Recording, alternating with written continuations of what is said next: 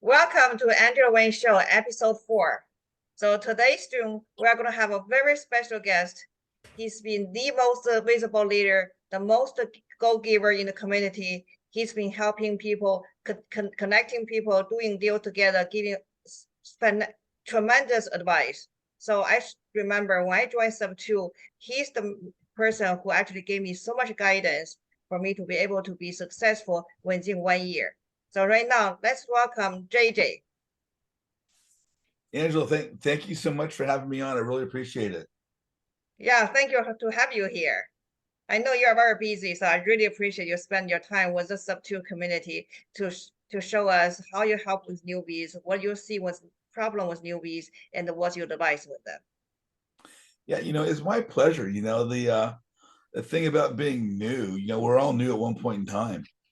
And no matter where we are in our progression, there's always going to be something new for us in front of us. So it's constantly a matter of not just respecting the people in front of us that have done the job, but helping the people behind us that are in the position we were in once at one time.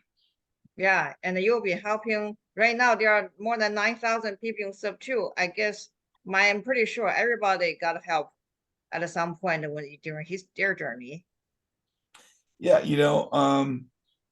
it's funny, you go to I go to live events, whether they're at a mixer at a hotel, or obviously we had Pace Morby in Los Angeles for his book signing of Pace's new book, Wealth Without Cash.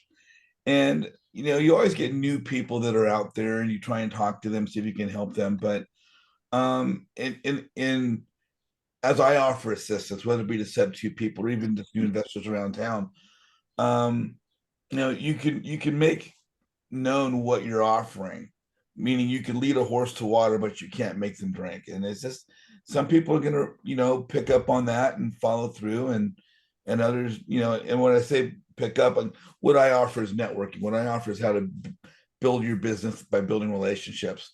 And some people find that valuable and some don't. And you can only help those that you resonate with. Yeah, last weekend we hung out together for a Sunday. So you gave me so much information about how you started, how you value the network, how you actually structure the network. And I learned so much from you. Would you please share some of them? Well, yeah, last week, you and I went to a Dodger game, Dodger baseball, Dodger Stadium.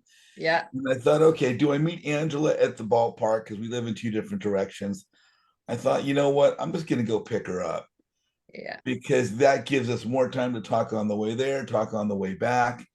And that's what it's all about, is that quality time, as far as an investor in building your relationships. What's really important is not just Facebook messaging for people, but meeting people, being in the room, whether it's your local RIA, your Sub2 meetup for your community. But you need to be in the room with the people that are doing the deal. And sometimes those rooms are free. Sometimes those rooms cost a little bit of money, $10, $15 or whatever. And sometimes they will cost you thousands to tens of thousands of dollars for a weekend.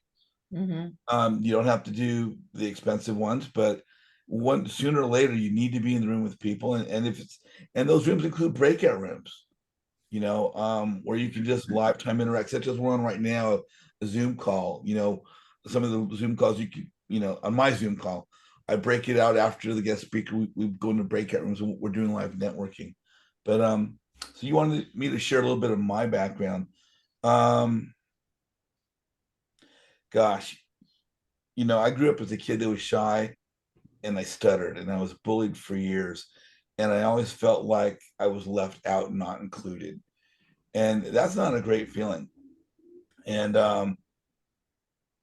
went through high school. I learned how to become a team player by being in sports. Mm-hmm. And if you can fulfill a role on a team, and if you're on a team and can get the respect of your peers, that's huge. It's kind of what networking is about. Um, I went to college, USC in Southern California, got my business degree, and got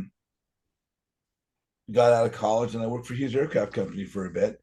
And my thing in aerospace was team building and Mm-hmm. being a leader and developing those around me, and delegating responsibility to the point where my team works smoothly without me. And what in my opinion, what determines a good manager is how well does your team run when you step away. And that's where delegation comes in. And that means training your team and building your team and relying upon them and showing them that you have the confidence that they can do the job right, even if they So make you a mistake. so you started the building teams and the building like the culture that the people really appreciate from your early stage. Yeah. Yeah, and as we talked about at the Dodge game, I never really thought about it that way. But I was building teams in my 20s as far as working at Hughes Aircraft Company. And then um, I got laid off from Hughes Aircraft Company. I fell into the film industry, working on film sets, picking up trash and serving coffee. And in a short amount of time, I learned how to coordinate a film set. And you've got different departments: hair, makeup, wardrobe, electric, production. And all these different departments need to work in conjunction with one another. And usually there has to be a person, whether it's the assistant director, production manager, or a key set PA, and I've had all those positions. That really becomes an integral part in making sure that all the different aspects run smoothly. Um, so again, I've had the experience of just bringing people together and then introducing people and making sure that we can all work cohesively as a unit. That's Uh, pretty much sound like how we run the real estate business too. yeah, real estate's exactly that. With Pace Morby's group, we talk about the avatars, we talk about the different types of positions, such as um, a dispositions manager, acquisitions manager, transaction coordinator, integrator, and then ideally one person would be the visionary and kind of bring those people together. I consider myself a visionary, um, but it's bringing people together, and not just for the sake of your own team, but real estate is something we can't do by ourselves. And if we're going to be successful, we need to work with others, not just to get leads, not just to sell the properties, but what's going to make one successful as a real estate investor will be the people that you surround yourself with. There's an old saying, you're going to become the sum of the five people you spend most of your time with. Mm-hmm. And if we want to leave a legacy for our family, if we want to build financial stability for our retirement, we want to, some of the younger guys in their 20s and 30s, they want to retire at 40. Um, Whatever you want to do, it's a matter of becoming successful. And that's greatly derived from those you surround yourself with. And Yeah. if you network properly and you're networking with intention, you're going to build relationships with successful people around you. And the byproduct of that, you have no choice. You're going to be successful also. If you're Yeah. surrounding yourself with successful people, you're going to become successful. Yeah. Right. Yeah. So, Either that or you fall by the wayside, you're no longer with them. yeah. Yeah, I remember when I joined Sub 2 last year. This month is my first year anniversary with Sub 2. When I joined Sub 2, I saw a long list of Zooms, and I was just sitting by myself at the desk watching all the Zooms. I felt lonely. I lost the direction. I didn't know what to do. So you have your mastermind networking event. So I went on the Zoom. You gave me so much advice, the guidance, what I should do. So I know there's a few people here on the Zoom today. So they also have the same feeling because they are new to Sub 2. They really don't know what to do. How should I start? I really want them to be able to learn from you because you have really the best guidance when it comes to dealing with the Sub 2 students. So what do you like to talk about to Well, them? a lot of these sub T students or just new real estate students in general. In my networking group, I've got real estate students from 25 different education platforms. And I hear it all the time. I don't bring any value. I'm reluctant to go into a meeting with all these people. They all know more than I do, and I don't have any experience. But real estate's a people business, and people do business with people they like. And in order to like you, they need to know you. So you have to some extent be visible. If you're going to a live meetup, you need to go, as I say, you know, um, shake babies and kiss hands, Mm-hmm. which is the opposite of shake hands and kiss babies. But you need to go meet people, and when one is reluctant to step forward because they feel they have a lack of experience, what I say is know know what value you have as a person that you are. If you're a father, if you're a mother, you're a husband, you're a wife, you've got kids, you got a dog, you got a cat, you volunteer in your community within your church or whatever it happens to be, your grandparents or your grandkids, your parents or your children. There's going to be people in the world that see you as a very, very important person in their life. And they could not bear to think of what their life would be without you in it. That you have that great of an impact and value on these people that truly know you and love you for the person you happen to be. That's When you right. walk into these real estate meetings, don't go in thinking that you're the inexperienced investor and I don't have any value and I don't know what to say. But you walk in there with the confidence of being the individual that your family and friends know you to be.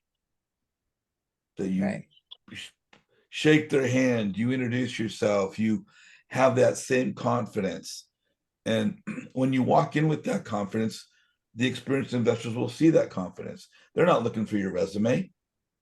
They're looking Right. for how you present yourself. Right. Yeah, Priscilla just made a comment that it's true. We all struggle in the beginning, but then, being able to network, talk to people, don't be shy, really learn from them. That's will be, really shorten the learning curve. Absolutely. And then I see, JJ, I see you interview people all the time. You really promote them, you highlight them. But here, we're our community. We want to also give value to you. So right now, what do you look for? What do I look for? Wow, that's a great question. I've been told that I should be letting people know I'm looking for leads. If you've got leads, particularly creative finance leads, come to me and I'll either buy them myself and keep them for a buy and hold, or I'll help you introduce you to someone that would, help you to build your buyers list and find a way where you can disposition your acquisitions. That's from a business standpoint. I think when people come up to me and say, "How can I help you? How can we work together?" The very first thing I say is, I think to myself, I don't even know you. So let's get acquainted. Let's get to know one another. Because as we get to know people, that's a sequential process. And as you take time to get to know one another, you're going to develop a friendship. And as you're doing that, you're developing a bond. And as you develop that interpersonal bond in that friendship, it's going to put you in a better position to do business with people. Right. Yeah. So, I tell people, I've got a networking group. We have Zoom calls twice a week. My networking group is free. I teach people how to use Facebook to build their visibility, to build their brand, to build their network. And there's no cost, but what I like to do is get to know people. So, come join my group, come reach out, bring your friends who are real estate investors who might be struggling, who might have a lack of confidence, who don't know how to use Facebook, who don't know how to market themselves. The key to marketing yourself, the key to building your network is maximizing your visibility so that people know who you are. You don't market your business, you market yourself. That's As the community which you belong to gets to know who you are, they will eventually know your name before they know you. Yeah. As they start to know your name before they know you, your name becomes your brand. Right. When your name becomes your brand, your brand precedes you. You walk into a room, people just know who you are. And I've gotten to that place, or I'm getting to that place, where people, have heard of my helping other people. The key thing about helping other people is what I'm experiencing, what you'll experience as you do it as well, is one becomes the embodiment of the Zig Ziglar phrase, help people get what they want without asking anything of them or from them.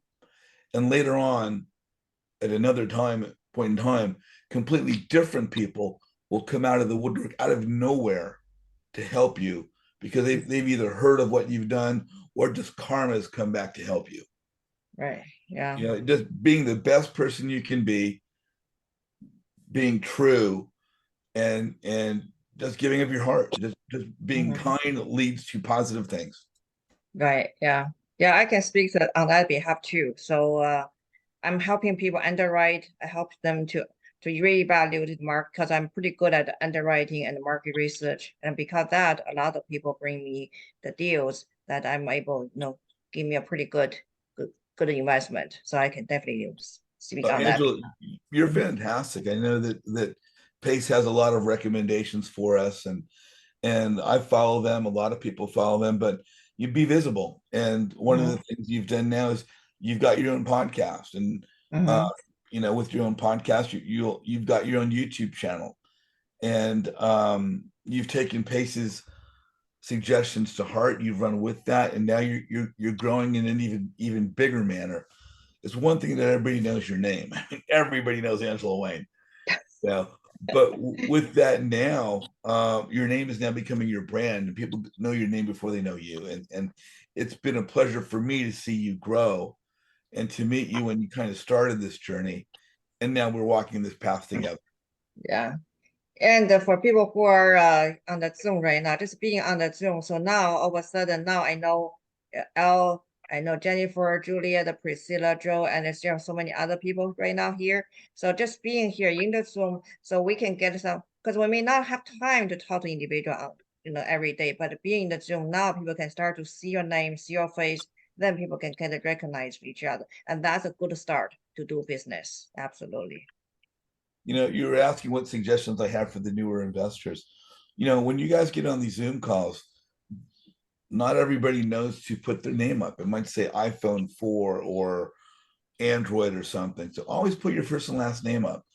In addition to that, I always suggest you put your phone number behind your name, because should you have a question or someone wants to reach out to you, you need to have a way where people can follow up with you. And if not, also put your state behind your phone number so people know where in the country you're at. It's like driving down the road and say two people own automobile dealerships, and one is on one side of the street and one's on the other side of the street, and one of them has a billboard with the phone number on it, another one has a billboard and no phone number on it. Who's going to get more business? Right. The one that's got the phone number up there. Yeah. So people here in the Zoom right now, if you have a question, you can put it on the chat or you can raise your hand. Because right now, I like to keep this intimate, so we can actually ask a lot of questions. So Elle, do you like to be on the stage and talk to JJ? Because you asked me quite a few good questions before we started. Sure. Okay. I can be on stage. Yeah. All right. So L is JJL is also kind of new, so he also needs some. He just right now he feels like just what I feel a year ago. Yeah, basically trying to get started and knowing what to focus on. I was on the Zoom last night with Jeremy Davis, I believe it was, and they were breaking down. That was a good Zoom, but I jumped in really late, but they were talking about building a business and using KPIs, which I understand KPIs because I use that a lot in my W-2. So in my W-2, I understand there's a structure and there's a beginning and then you learn as you go. So, and that's where I'm at, because right now, like Angela says, I started with chasing all these different shiny objects. So I need to stay focused. So do you have a particular question for me, Al? Just as a new person, what should I focus on first? Well, I'd say the most important thing to do, and we all have the same struggle and challenge every single day. No matter how far you get, we still have to work on some of the basics. And I think one of the basic fundamentals is time blocking, and just knowing you're going to start your day with a particular routine.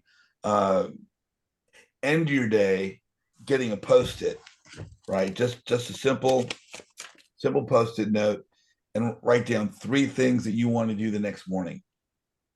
So when you get up that next morning, you're not just drifting along, well, what do I feel like today? But you've got 3 things at the end of your day before that you were working on, that were not finished, that you need to address. So I think one thing to do, and just have 3 things on there, not a list of 85. You might have a to-do list of 85 things, but you'll have 3 things you want to knock out first thing in the morning. So I think one thing is just time blocking. If you've got a W-2, you got time, you have time blocked out for that. If you're married, have a family, you might have some time during the week or particular times, dinner hour, whatever it happens to be. To some extent, maybe you want to take a walk in the morning and just get out and stretch your legs and get some fresh air and get that sort of vigoration going for your body. So there are certain things that are going to happen on a regular basis, whether they're a Monday, Wednesday, Friday, going to the gym, whatever it happens to be. But time blocking is huge. I think also having the post-it notes. I think it's also beneficial to have a book to read. And there's a whole bunch of books. If you go to my website, jjazizan.com, I've got a little shopping list, about 30 different books there.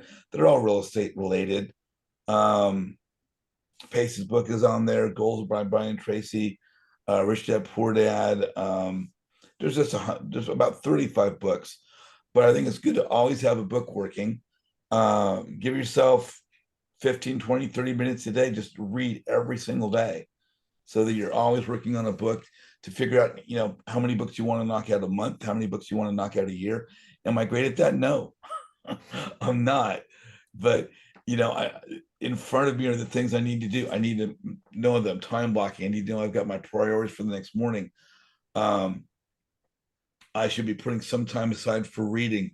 Maybe I'm busy through the course of the day. So then in the nighttime before I go to bed, I might want to put aside an hour for watching some of the videos from Sub 2 or the videos from Carl Allen's program or whatever educational program you might be into. But I think the most beneficial thing at this point is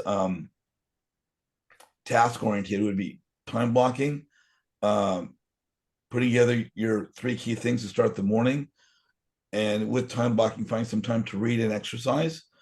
But another thing, and this just goes to my group, is learn how to network. Learn how to use and leverage Facebook to maximize your visibility, which is what I teach. I think that's important because I teach it. But people might ask, why should I do that? What good has it done you? Well, I think, do I have a lot of deals? No, not a lot of deals. I've got pretty decent portfolio. I'm looking to grow it. But what I have done by what I call networking with intention is I've gone to meet people. I've introduced myself. I've gotten to know them. I say all the time, don't chase a deal, chase a relationship. Get to know the people. And I invite you to connect with me. I'll give you an hour of my time to teach you networking. I invite you to come to my twice a week, weekly Facebook 101 class where I'm teaching tips and tricks. But I think the success of real estate is twofold. One of it is structural, educational, and task oriented. Now, some people go so far to say is you can learn that in public library, go online to Bigger Pockets, Google. Pace Morby's got a wealth of information on his YouTube channel. It's all out there. But the flip side of whatever program you're in, whatever educational platform you're in, you're meeting people. Some of those programs give you limited coaching, limited boot camps, limited duration. You're only in for a year and a half, 2 years, 3 years. You have to sign up again. What I ask is, while you're in that community, are you squeezing the juice from the orange? Are you meeting the people? Are you building relationships? Because if you're not meeting people, if you're not building relationships, you are not squeezing the juice from the orange. Yeah. So again, time blocking, get your priorities for the day, finding some time to exercise and read, if not watch videos. But I would also take advantage of what I offer is learn how to network, learn how to build relationships with people that can not only bring life value to your business, but value to your life. Thank you, JJ. Appreciate that. Thank you.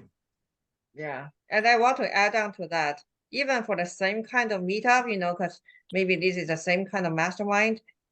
My mistake in the beginning is I thought, okay, I went once, I'm good. I go to the next one. No, even the same kind of group, you just go repeatedly, then you can just start to see familiar faces. And those are the people who are serious in the business. Those are people who really want to connect. The more often you see the same face, then you realize, okay, those are the people actually really the real players in this business. And to what Angela says, if you keep going back, you'll see you'll see the similar faces again. You build relationships, whether it's when you're in school or whether you're in a W-2 job or whether you're in a community like Sub 2. The more you interact with people, the better you get to know them, the stronger your relationship becomes. And networking is the same thing. Any educational platform that one is in, 90% of those people will be invisible. Mhm. Only 10%. If, say, for example, there's 10,000 people in an educational program, 9,000 of them are invisible. Of course, this group, these people are doing the curriculum, they're doing the studying, they're doing the reading, they're doing all the things they pay to have access to, but they might not be visible in the Facebook group for that community. Well, I don't like Facebook. I don't want to put myself out there. But if you're not putting yourself out there, people won't know who you are. You don't market your business, you market yourself. And some of these Zoom calls where people are coming again and again, whether it's Justin Hoax or Angela's or Sam Singh or a number of people, Damon Ponder, a number of people that are bringing great value to the community. You'll see those faces again, those names again, and they'll see your name again. They'll see your face again. Now you're getting recognized. Now you're visible in the community. If you're not visible, your invisible opportunity will walk right past you. So it's a matter of participating. Yeah. Makes sense. Thank you.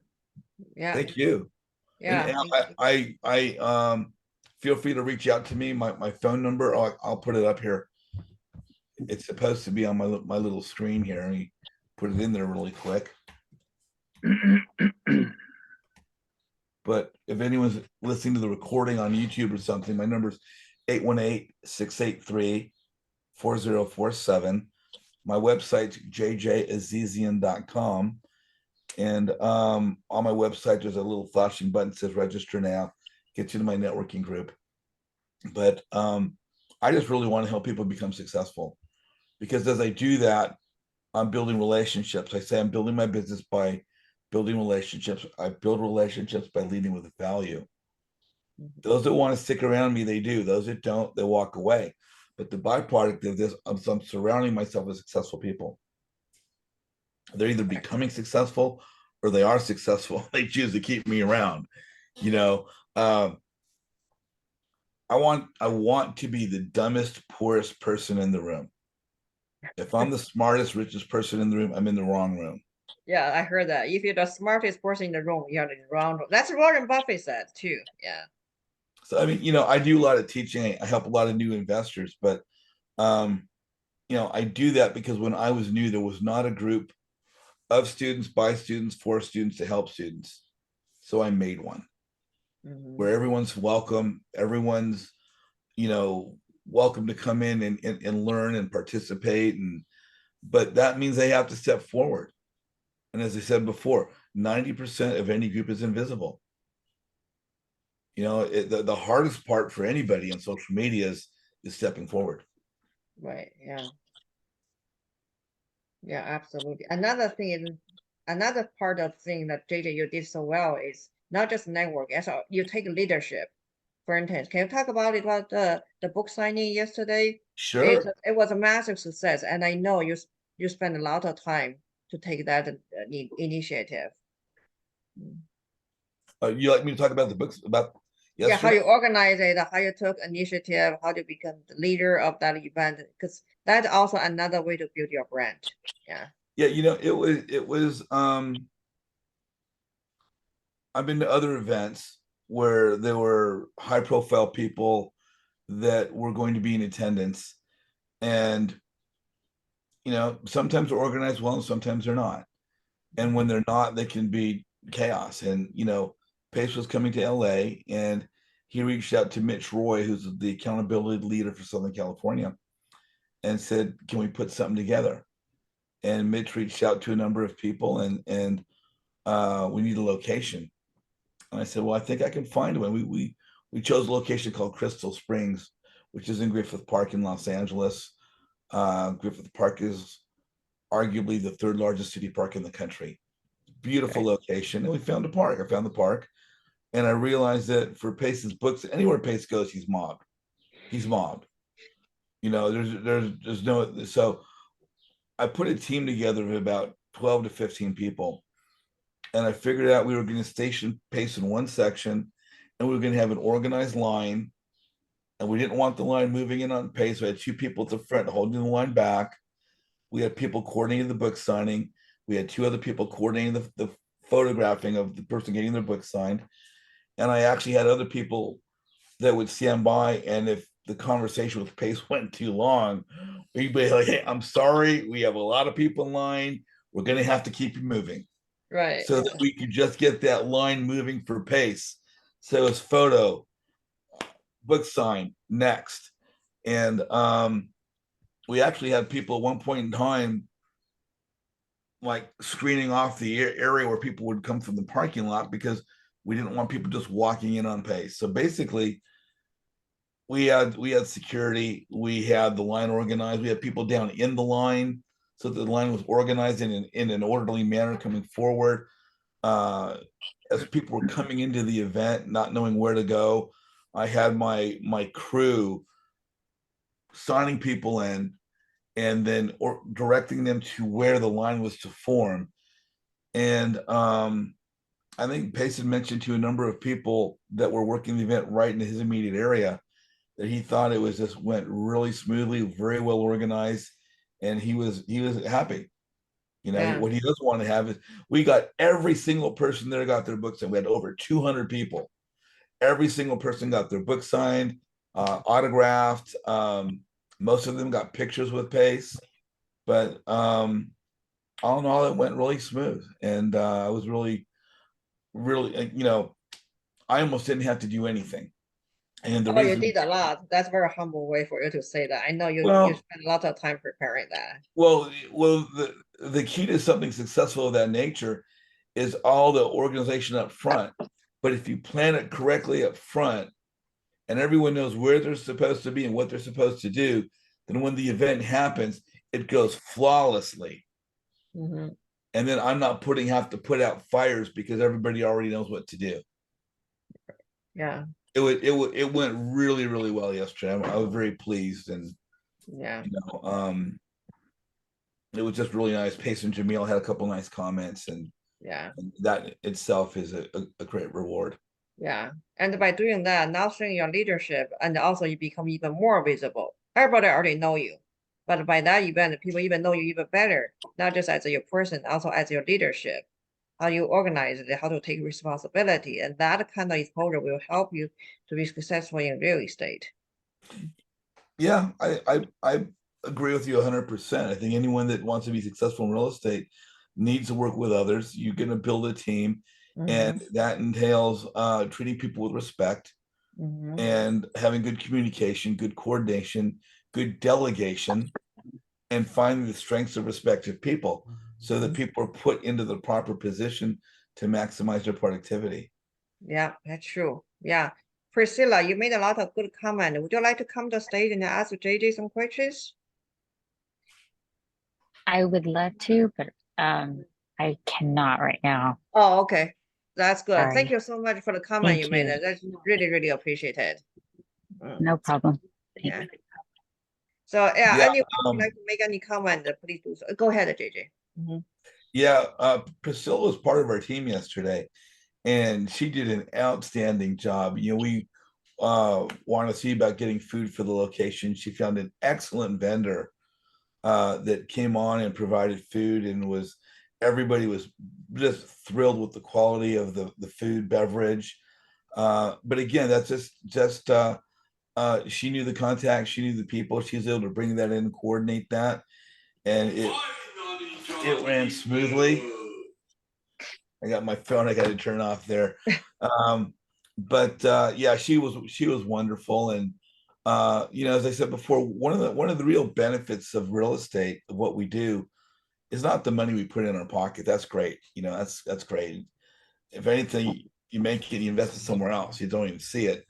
But the biggest win are the people you meet, the friendships you make, the community you build around you.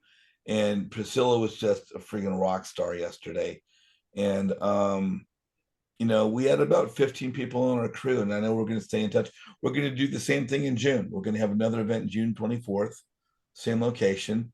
We'll probably bring most of that same crew together again if they're available. And as things go on, we'll have smaller events. I'm working on a house in Glendale, California. When that gets fixed and remodeled, I'll be hosting a monthly mixer. And again, it's about bringing people together to meet other people so that we could help one another grow. Yeah, yeah. The in-person meeting will bring so much more value just by talking to you with JJ with you a couple times. Now my ability to take down any kind of real estate, it's just dramatically expand. Before I was doubtful. I couldn't do all kinds of deals, but with you now I'm confident. Whatever deal I come in, I can do something with it because the network that you bring to me. Well, and the network was really you just plugging yourself in. And Mhm. because you're awesome, you're friendly, you're smart, you're intelligent, you know numbers like nobody's business. And for anyone that's new, and we were talking to Al a couple minutes ago, as you just pick up a couple little steps and tips and tricks on how to insert yourself into the community, then the recognition will come, not for your expertise, but because of the person who you are, how you present yourself, your heart, your character, your personality. I like to say, I'll sell a house to anyone whose money will clear escrow. I'll buy a house from anyone where the numbers make sense. Mhm. But if I'm going to be a private money lender for somebody, if I'm going to let them lend on my project, if we're going to financially jump into bed together, I need to make sure that person has the character and the integrity of someone I would invite into my family home to have dinner with my kids or grandkids or parents or grandparents, whatever it may be. Because if they don't have that character and integrity, there's 1,000 other people out there I'll do business with. I'm not that hard up for the dollar that I have to sacrifice my soul and my being and integrity to do business with someone that I don't think is a good person. That's right. Yeah. So specifically, JJ, what kind of deal you are looking for? Single family, multifamily, SoCal, or any Well, part of the eventually, state? I'd like to buy some. I'm thinking about the state. I'd like to buy the state of Tennessee. But before we get to that point, I've got some commercial real estate right now in Southern California. As far as investments, I'd love to eventually get to multifamily, but right now I'm focusing on single family. And my buy box is a 3-bedroom, 2-bath. My area that I'm focusing on is Cleveland. I've got a property manager in Cleveland. I've got a real estate attorney in Cleveland, and I have a contractor in Cleveland. And so I've got a team already set up. And if I can get the right properties, the numbers make sense. I would be looking to get to at least, I want to get at least a total. I'm already in Cleveland, but I'd like to get a half a dozen homes so that I have some kind of, I'll just say, a nest egg there. And then I want to get eventually to other markets, being Tennessee, the Carolinas, Florida, and Texas are the ones I have my eyes on. Can I say this year you only focus on Ohio, Cleveland, or this first half of this year focus on Cleveland, and then the second half you're gonna expand to other states? Well, and it depends upon how quickly things happen. I mean, if the leads come in and I can lock in 2 or 3 houses a month over the next 3 months, Mhm. then heck, I can start focusing on other states by the end of the year, the last third of the year. But I'm not trying to put the cart before the horse. I'm just trying to take it progressively. And as the next property comes down and then the one after that, they will get progressively easier. And the little hamster in the wheel is going to spin a little bit faster. Right, yeah. And right now, what's the focus on exit strategy? Are you gonna do long term or midterm or group home? Well, right now I'm looking for buy and hold. Right. Uh, I'd like to buy the properties, own them, rent them out. Probably long term, just get tenants in there that could get a regular cash flow from properties coming through. And Um, I'm not which opposed comes to short term or Airbnb, but that's a little bit more work. It's a little bit more of a machine. Some people are very successful with that, but right now I'm just still, looking to acquire, my first half dozen in Chicago, excuse me, Cleveland, and then just continue from there. And when it comes to long-term tenant, do you looking for just typical long-term rental tenant or Section 8 or some other kind of affordable housing? Well, some people really like Section 8. They think they're always going to get that check. Check's basically guaranteed by the government. But I've also heard the property manager I have in Cleveland is not a fan of Section 8 because their perspective is that the properties aren't always as well taken care of. Yes. So if you can get someone that you could provide quality housing, people are going to take care of that. The house we got in Cleveland, we bought a couple years ago. We got it for 47,000, which actually got it from a wholesaler. I think like he probably made about 7 or 10 on it. We should have got it for 37,000, but it was really in bad shape. And so we put a good deal of money into it. And we tore off the rear balcony, tore off the front balcony, pulled all the carpets out. We redid the flooring, brand new front and back balcony, brand new windows all the way around. And the people that live there now have a really nice home. And they're good tenants. There's not a problem. The property manager says that's going like clockwork. So let's do another one and another one and another one. Yeah, same thing. Even when I do the underwriting these days, I still use long-term rental as my underwriting, even though I may do something else, but long-term underwriting is always give the most predictability for sure. Well, and as I understand it, that's the basic fundamental way to do that, because you're not always guaranteed that, like in California, some cities won't let you do Airbnbs, Right. which they limit your short-term rental opportunity. So, if it works as a long-term, it will work as a short-term. If it won't work as a long-term, it won't work as a short-term. Right. Yeah. Yeah. Especially in today's market shift, this situation, being conservative, that will avoid a lot of pitfalls down the line. I think that's key, being conservative. I mean, maybe because I'm a little bit older, but growing up, my dad was like, always protect your base.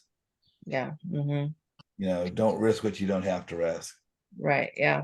So Jennifer just asked me a question about, what's my plan with long term and with the vacancy. So yeah, so when I do my underwriting, I always start with the long term. And then right now I have a couple long term, but I'm also kind of playing with the midterm. I'm not really quite into Airbnb because it's just so much work, I even though I have the management for the Airbnb, I still don't feel like it's pencil out. So for the midterm, I'm doing midterm right now, but then right now there's no vacancy because the moment I have a new midterm tenant, I already start looking for the next one. I don't wait till the midterm move out of that one. So I always have already lined up to back us or to avoid the vacancy. But if there's any gap between the midterm, I know where I can put a long term in. So that's how I mitigate the vacancy. That's kind of issue. But when I do my underwriting, I put the long term vacancy as 80%, but I never get it. Mostly right now on average 95. So, but I'm very conservative. So even once a vacancy, the deal I buy is always so good. So I still can have overall, even look at the whole year, I still have a good cash flow. So a few years, a few months, a few days off, it doesn't really matter that much to me. So yeah. So Jennifer, if you'd like to ask this question in more detail, I'm more than happy to answer you. Thank you. Do you want me to speak or do you want me to type? It's up to you. It's your space. You can talk. Well, first of all, I want to thank both of you. JJ, thanks for the invite. It's great to be here. And Angela, thank you for hosting and putting him on the spot and answering all the questions. I love the idea of how you're planning in the end with the long term. I mean, Airbnb is you never know if you know, a city government is going to pull the plug on that. So, you know, creating an opportunity conservatively sounds like a great way to go. Now, do you do that? Do you do any work now in the single family space, or is everything that you're doing taking down at a certain level for you to even look at it? Like, do you need a deal to be worth, you know, at least $5 million for you to even consider it? Or like, how are you looking right now at the level that you're at? Because I'm at the beginning, is I guess what I'm saying. So I would love to hear your thoughts that if you were at the beginning and just starting out with minimal funds, what would you do in the marketplace? And if, you know, and from a bigger picture perspective, maybe, hey, I have less than $50,000 to, hey, I have $500,000. How would you act in today's market when it comes time to? Yeah, so to answer your question, whether I have 50,000 or 500,000, when it comes to real estate, I play being poor, meaning I want to negotiate at the point that absolutely makes the most sense. I don't want to overlook just because I have a fund. I don't want to overlook the small things that I can do, boost the efficiency. That's always a mindset that you should have. Doesn't matter how much you have. So you asked me about what's the other question? Sorry, yeah. Oh, what size I'm buying? I'm actually along with JJ. So I'm still like single family, typical single family, anywhere from 3 bedroom to 5 bedroom. I don't like anything smaller that's become a transit, a tenant. Anything bigger, you have to have like a group home, that kind of thing. It's a little bit difficult to operate. So I stay within the typical home from 3 to 5 bedroom and the single family. Because for me, that's the least amount of legal structure and the most flexibility. Maybe JJ, you can talk about this because that's my, you know, that's my criteria has been. Yeah, I think I defer to you with that because you're actively underwriting, you're actively doing that. I think, you know, my thing has been really focusing more on the single family, looking to do the buy and hold. Actually, the last year, and it's going a little longer than I would have hoped, is I'm rehabbing a house in Southern California. And it was my parents' family home. And it's now mine. It's about 4,000 square feet. It's up on a hill. Has the view comparable to the view behind me right now. And so I'm really, that view is fabulous. That's a $10 million view. Yeah. yeah, and I know you're, because you've seen the house I'm working on. You're not referring to this view, but the view from the house in Glendale. Yeah, it's unbelievably beautiful. Just trying to get that house finished so I can open up my schedule and have more time to dedicate towards real estate investment. But right now, really trying to get that house finished so we can get moved in there. Yeah. And Jennifer, another question, we just asked me the pricing point. I still like to stay under 1 million. Even in SoCal, I still stay in under 1 million. Two reasons. First of all, there are more people be able to afford the under 1 million home. And second, when it comes to the lending, above 1 million is a different mortgage lending criteria, which become more stringent. So under 1 million, it's easier for the borrower to get. So for that reason, in SoCal, I focus on under 1 million. I only look at the luxury homes if they are in the luxury community. There are a lot of luxury buyers. I don't just go to, I don't know, Jennifer, where I'm from. So for instance, in SoCal, in Santa Ana, for instance, there are still a lot of multi-million-dollar homes. I don't look into that. Why? Because it's not a luxury buyer place. That's most luxury buyers, they don't live in Santa Ana. So I only look luxury home if they are in the beach city. I have a buyer to look for. So for myself, I actually flipping a home right now in South LA. And so, you know, I still stay with where the masses go. Because you always think about your exit strategy, how easy it is for you. Either you are buy and hold, that's still a kind of exit strategy by itself. So look at the long-term play, what you want to go, what you want to have, then that determines what you want to buy right now. Oh, there you go. That was a nice soundbite right there. For anybody who's chopping this up later, that was a beautiful soundbite. It was poignant, and thank you, Angela, for breaking it down. I love the way you're looking at it. To answer your question, I'm in Austin, Texas. I'm a realtor here in Austin, Texas, and so I want to really be sort of the epitome of what a unicorn realtor can look like, and act and be and do for for the community. And so I'm really excited to be on this journey uh, with JJ and yourself and the crew to move this forward, because I just think there's so much opportunity right now and there's more coming. Oh yeah. If we're diligent and strategic, and like JJ says, we are networking on purpose. And are these people that you really would have to your dinner table, which for me is a really big deal. I don't need to work with everyone. I want to work with the people who want to go with me, and we rise together and we add value together, and we bring in integrity and a level of partnership to each and every deal, or I don't want to do it. So I just love the way this community, it's become sort of this finely meshed, interwoven opportunity for those who want to play in the same sandbox. And for those that don't, that's okay. Yeah. So thank you again. Really, really appreciate this time. And Yeah, thank you so much. I myself actually I have a realtor license as well, even nobody knows. So I don't deal with retail. It's kind of so much high and low, and I only focus on the investor. And talking about the unicorn agents, we need unicorn agents. There are many agents working with me, but they don't have the investor mindset, and I'm just kind of I have to educate them what the investor looks for. And so we definitely need more of you like that for sure.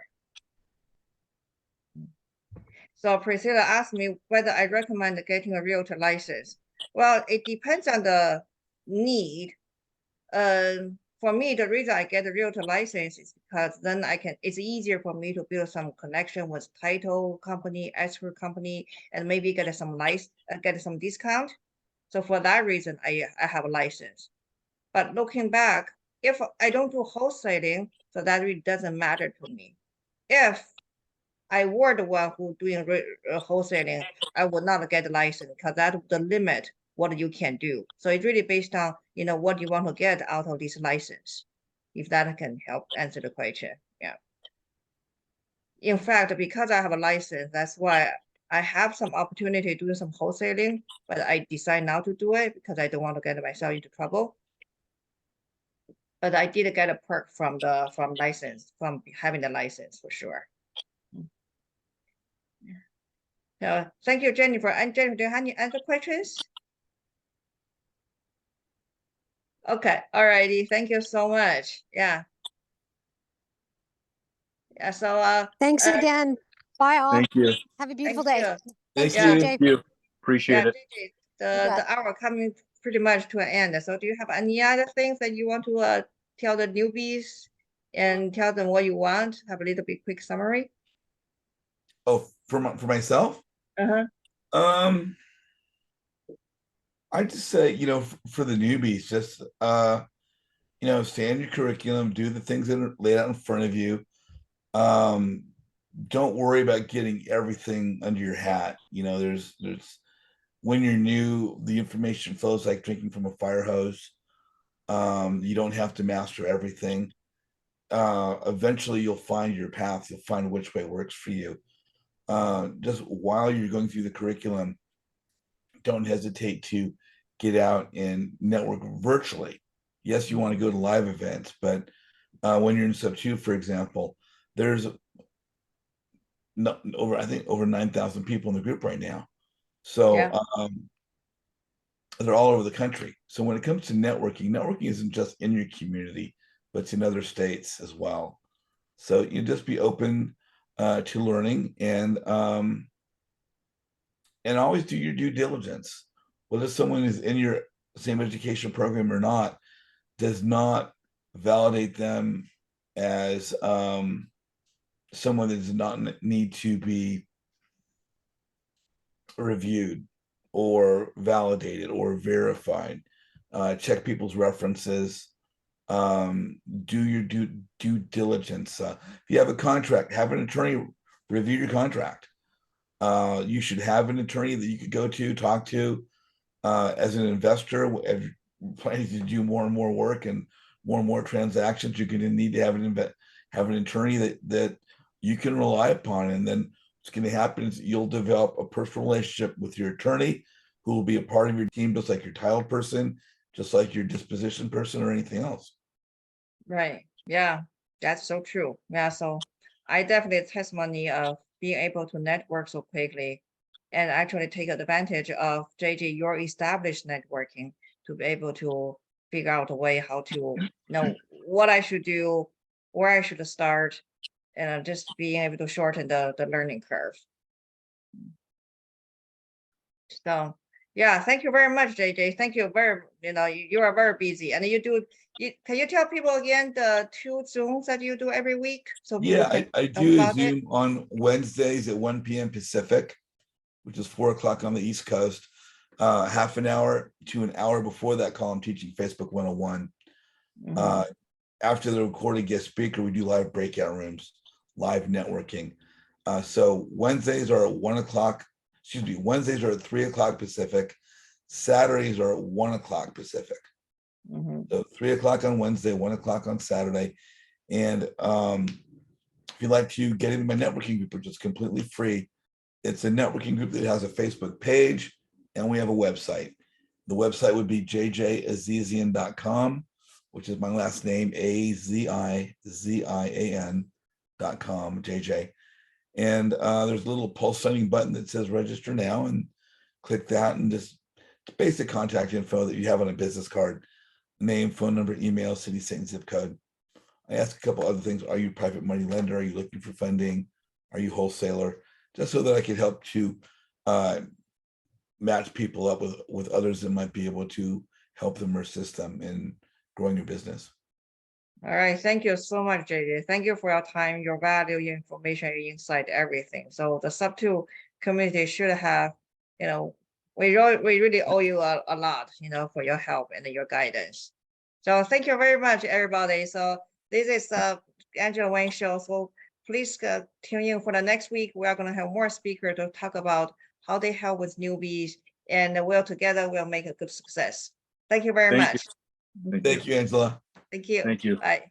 Bye.